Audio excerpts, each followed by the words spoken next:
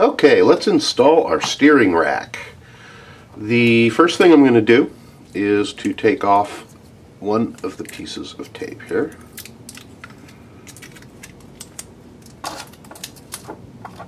And I'm not quite sure with this if we can put the posts in. I don't think we can put the posts in first because it has to actually slide underneath here.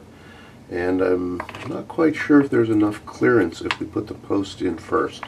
So what we're going to do is just take off that one piece of tape. You're going to see this hole right here in the chassis. There's some big nubs sticking up and it's right next to it.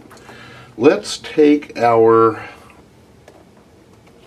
what screw are we going to use? We are going to use the beveled screw, which is right here, and we're going to stick that up through this bottom hole in the chassis. Okay, just like so. You can see it sticking up in there. I think that's going to be the easiest way to attack this. Now we're going metal to metal, so let's use a little bit of thread lock. And we are going to put a little bit of thread lock into the hole on there. You don't want a whole bunch, just a little bit. Let's turn this little puppy over. Did I do the wrong side? Actually, no, I didn't. We're going to turn this around. Let's look at the directions again. Okay. This is going to go in, and again, just trying to look at the directions and the orientation of everything. Okay, yes, this is going to slide in like this, so we did do the right one. I'm going to drop this down under here. Going to line that little stud up with the screw, and then go ahead and tighten it down. Oops, screw fell out.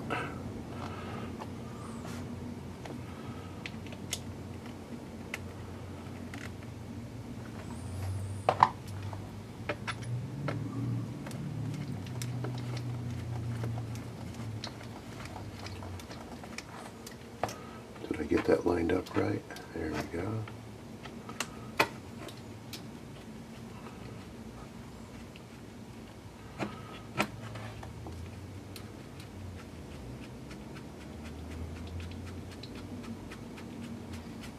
Okay, going to get that tightened up.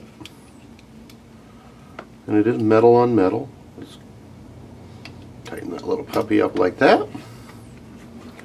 This is what it looks like. Let's go ahead now and take the tape off the second one here.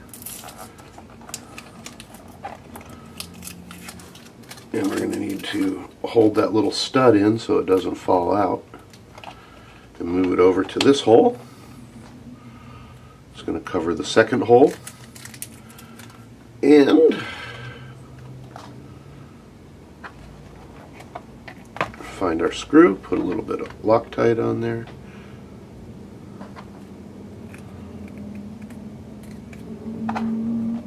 And screw this one in.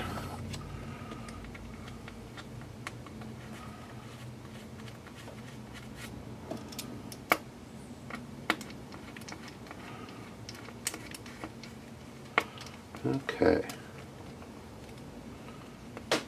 The steering rack is now firmly secured. Let's make sure, just like anything else when we put something in, that it's not binding up. Okay. It's not gravity loose, but again, it's not binding, and it is very, very easy to move. All right. Now we are going to attach the tie rods to the steering knuckles. So as I'm looking at this, everything is in the proper directions, and these are going to sit on top according to the directions. Now, as I'm looking at this, I see that I did make a small error, and it's not a big error. However, if you remember, these little balls that we pressed into the ends have a flat end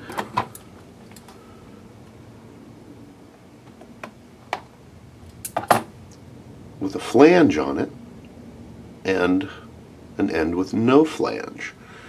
The flange on this one wants to go from the bottom up, just like so.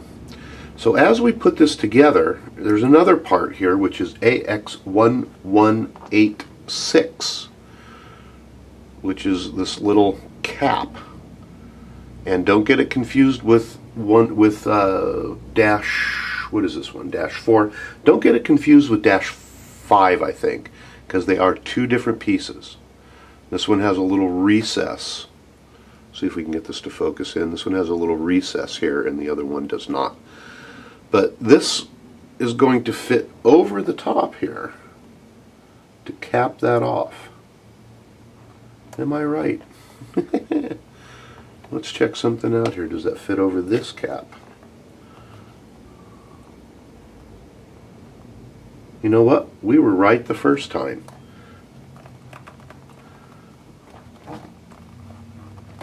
This goes in from the top so that the flange is towards the top, because this little cap fits right over that flange. So we're going to set that down. And actually, let's just take our screw, put the cap on with the open portion down, put that down over the top of the toroid end, stick it down into the hole here and tighten her up.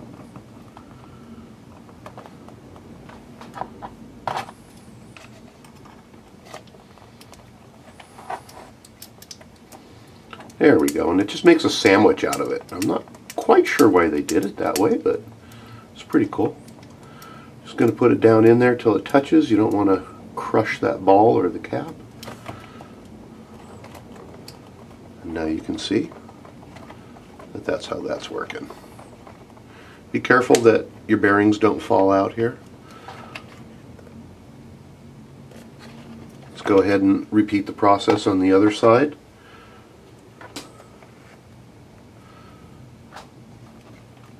Find our screw here,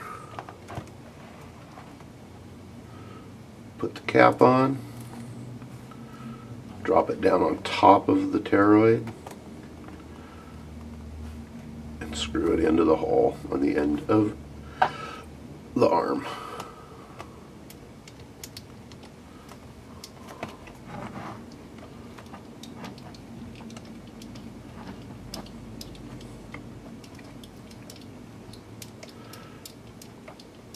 Okay, just till it touches, and we're all good.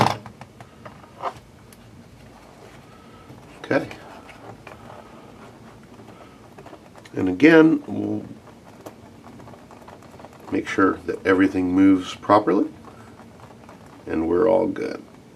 Except for, I didn't follow my own advice. See how the lines I got backwards on this set here. So I'm going to change these around, because as you can see, the line is to the outside. All the lines are going in this direction. Okay, up here, and I actually made these backwards.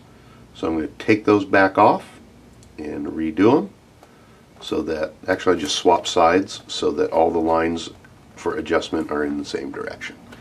Otherwise, this portion of installing the steering is all finished.